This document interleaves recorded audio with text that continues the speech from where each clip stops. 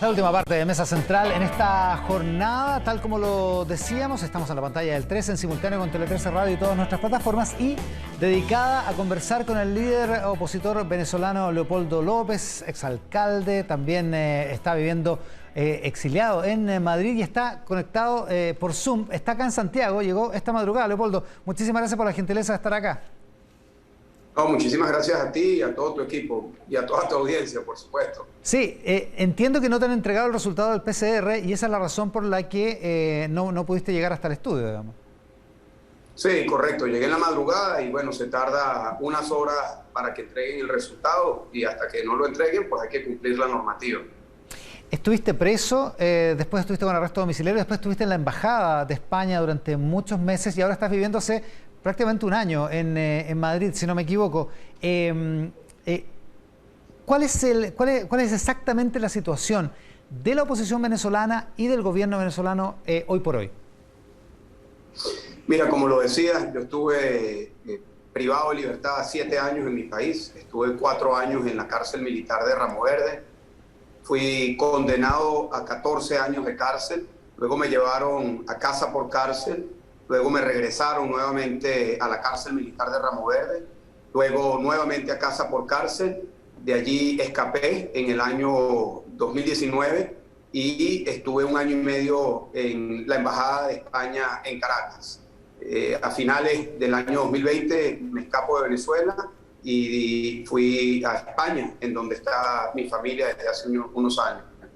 Bueno, me pregunta sobre la situación de Venezuela actualmente y la situación, lamentablemente para los venezolanos, solo se ha deteriorado durante los últimos años.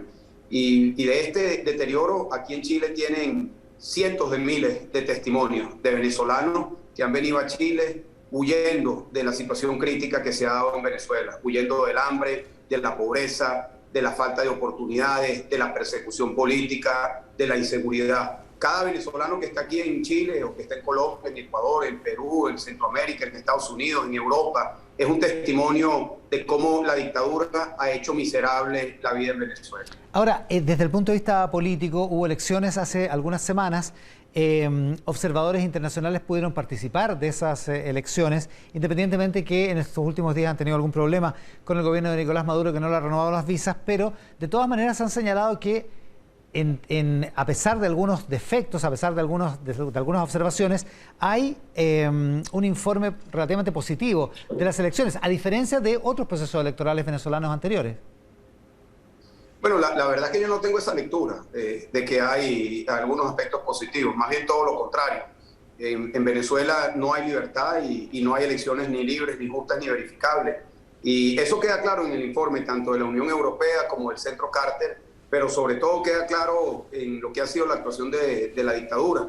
Y pongo un ejemplo, fueron unas elecciones regionales, allí hubo un caso muy particular, que es el estado Barinas, estado natal de Hugo Chávez, en donde se ganó esa gobernación.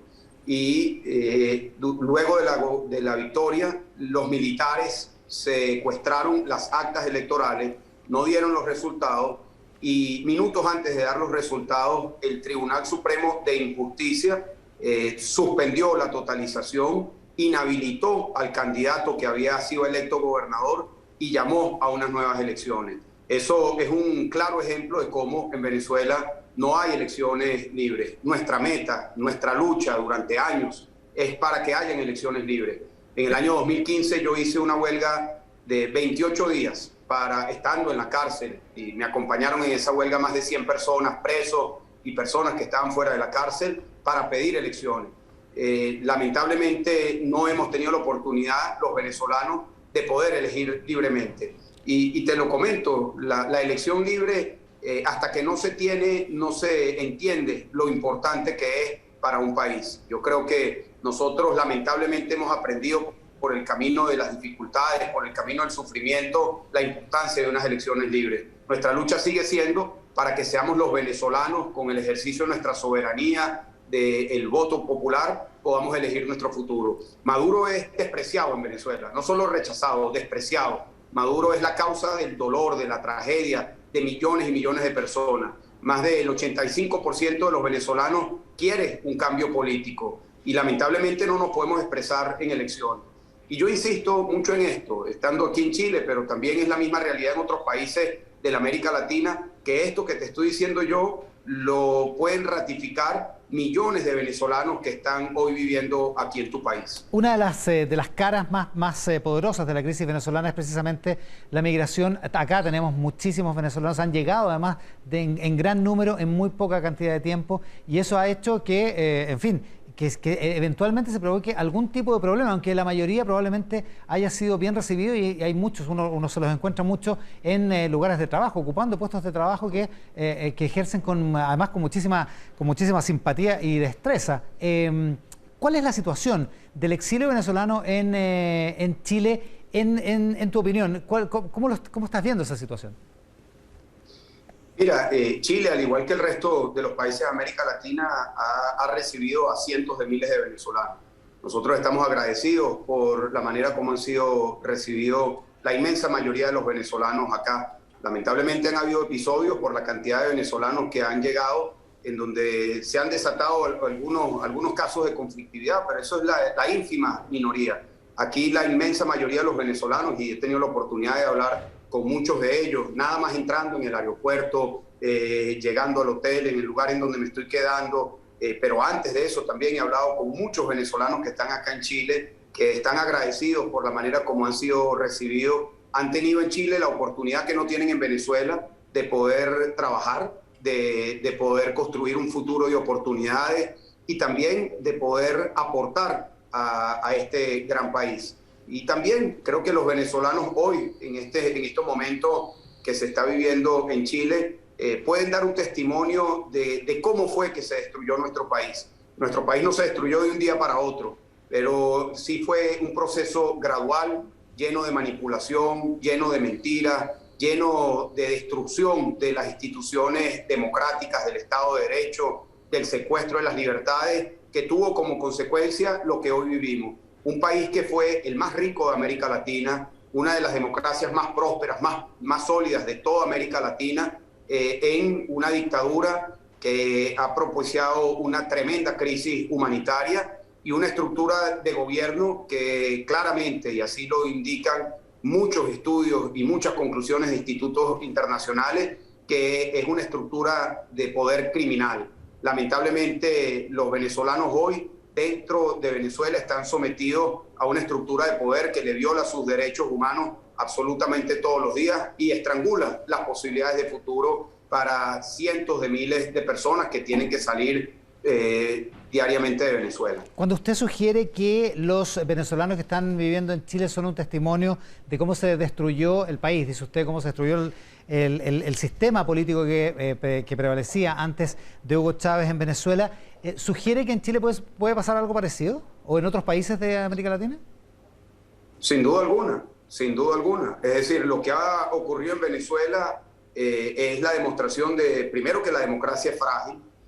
Segundo, que cuando se instala un proyecto político que tiene como prioridad mantenerse en el poder para su propio beneficio y poner en práctica políticas que no le dan prosperidad y beneficio a las grandes mayorías, puede perfectamente suceder acá en Chile o en cualquier otro país lo que sucedió en Venezuela. Y eso no es una exageración, eso nosotros lo decimos con mucha propiedad, porque durante muchos años, al principio de esta tragedia que hemos tenido que vivir los venezolanos, mucha gente decía, eso no va a pasar en Venezuela. Y lo argumentaban, decían, eso no va a pasar en Venezuela porque tenemos una democracia sólida, o no va a pasar porque tenemos una clase media robusta, o porque tenemos universidades, o porque las Fuerzas Armadas son institucionales, o porque somos un país que siempre ha mirado hacia Occidente para su visión de desarrollo.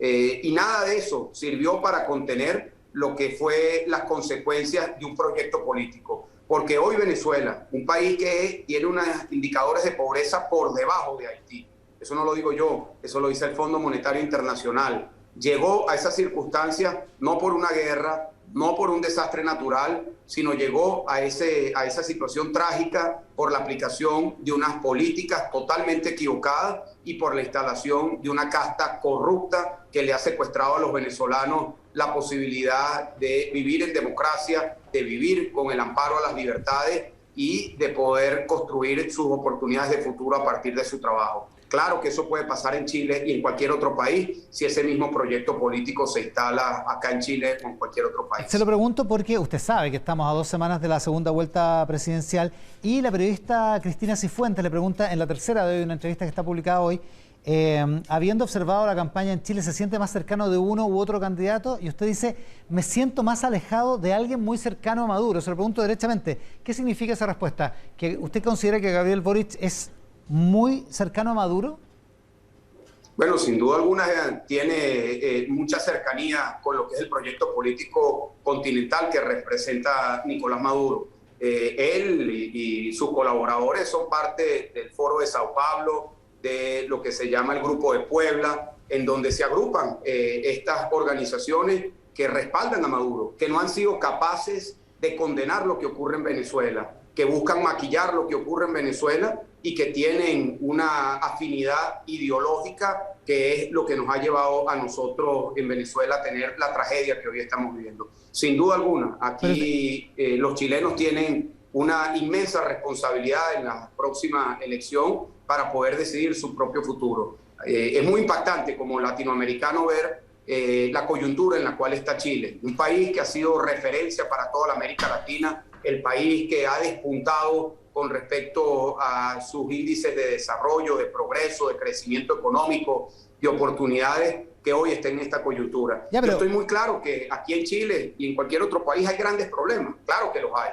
Aquí hay que hacer profundas reformas para poder darle más oportunidades a los chilenos.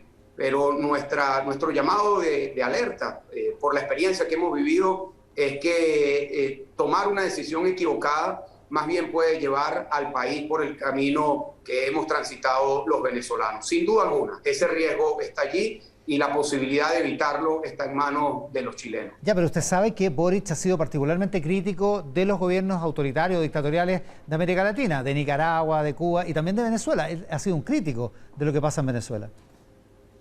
Pero allí hay una afinidad ideológica que la hemos visto y también vemos que hay una propuesta muy parecida a lo que pasó en Venezuela, que ya está en marcha, ¿no? Que fue en Venezuela cuando nos preguntan cuándo comenzó la tragedia. La verdad es que comenzó cuando se instaló en Venezuela una asamblea constituyente que desmanteló el Estado de Derecho, las instituciones y la autonomía de los poderes públicos. Yo creo que hay que tener mucho cuidado con lo que es ese proceso, porque con la promesa de que una nueva constitución va a solucionar todos los problemas, se puede transitar y se corre el riesgo de transitar el camino de la vulnerabilidad del Estado de Derecho, de las instituciones democráticas, que puede que no signifique mucho para la gente. Puede decir, bueno, el Estado de Derecho, ¿qué significa? O las instituciones, o el régimen de libertades. Y así lo pensamos nosotros en Venezuela. Pensamos que nunca iba a ocurrir lo que terminó ocurriendo en nuestro país. Lamentablemente, cuando se vulnera el Estado de Derecho, cuando se revientan las instituciones democráticas, la consecuencia es lo que hoy estamos viviendo en Venezuela. ¿Se pueden hacer esos paralelos? Porque es innegable el paralelo que está tratando de hacer, digamos, entre Chile y Venezuela. ¿Es razonable establecer ese tipo de paralelo o las experiencias realmente, el tipo de corrupción que había en Venezuela, en su sistema político, el tipo de descrédito que había en los partidos políticos tradicionales venezolanos, es incomparable respecto a la situación chilena? Bueno, mira, primero que nada, sin duda Venezuela, antes que llegara Chávez, tenía problemas, como lo puede tener Chile hoy, como lo puede tener cualquier país de América Latina, sin duda. Pero no es comparable ni de cerca el nivel de corrupción que había en aquel momento con el nivel de cleptocracia que hay hoy en Venezuela. En Venezuela entraron 1 millón de millones de dólares por renta petrolera y hoy nuestro país está totalmente empobrecido. Hay una casta vinculada a la dictadura que se ha hecho multimillonaria con fortunas de miles de millones de dólares. El nivel de corrupción que se instaló en Venezuela no tiene comparación con nada de lo que haya ocurrido en nuestra propia historia ni lo que haya ocurrido en la América Latina. Y sin duda alguna, esa frustración que llevó a la elección de Chávez lo que nos trajo fue a una circunstancia mucho peor. Insisto en esto, yo creo que aquí quienes están escuchando pueden escuchar mi opinión, pero yo lo que los invito es a que escuchen el testimonio de cientos de miles de venezolanos que están aquí en Chile. Pregúntenles por qué se fueron de Venezuela. Pregúntenles si hubiesen querido quedarse en Venezuela.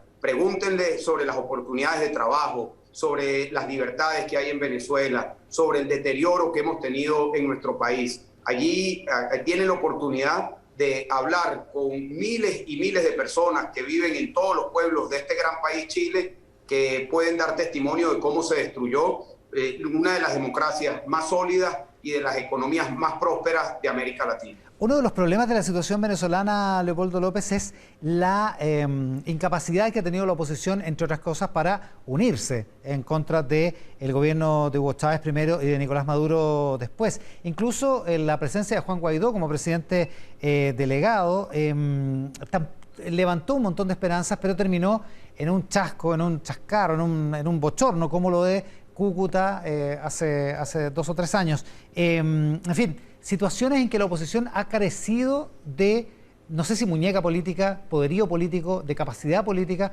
como para enfrentar de otra manera al gobierno venezolano. Mira, una lectura muy simple de la crisis de Venezuela es señalar a los sectores democráticos como responsables por lo que está ocurriendo en nuestro país. Yo, asumiendo errores que se han cometido, tengo que decirte que el problema que tenemos en Venezuela no son los sectores que se oponen a la dictadura, es la dictadura. Y voy más allá, es una dictadura criminal que tiene vínculos con sectores muy cuestionados, como lo que son los carteles de la droga, el cartel de Sinaloa, la FARC, el ELN, y también cuentan con el apoyo de potencias muy poderosas como China, Rusia, Turquía, Irán, para mantenerse en el poder. Sin duda alguna, los sectores democráticos hemos mantenido nuestra lucha durante 20 años y hemos estado unidos con problemas, como es lógico, pero en los momentos críticos hemos mantenido la unidad. Y de hecho, hoy en Venezuela todavía existe un sector democrático que está resistiendo a la dictadura, muy distinto de lo que ha ocurrido en otros países como Cuba y Nicaragua, en donde se ha pulverizado completamente los sectores democráticos. Yo creo que tenemos también que entender que la principal estrategia de Nicolás Maduro es dividir a los sectores democráticos y utiliza la estrategia de Pablo Escobar, plata o plomo, o amenaza, soborno o las consecuencias.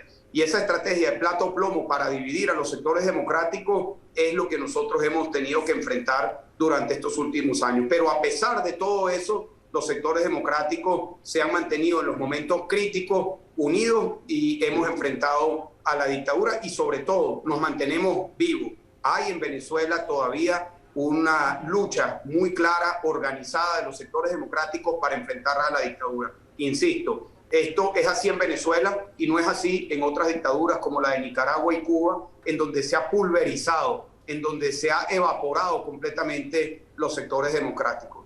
El líder opositor venezolano Leopoldo López de visita en nuestro país en esta mediodía, acá en Mesa Central. Leopoldo, muchísimas gracias por la gentileza de estar esta mañana, este mediodía con nosotros. Muchísimas gracias, Tiva. Muy buenas tardes.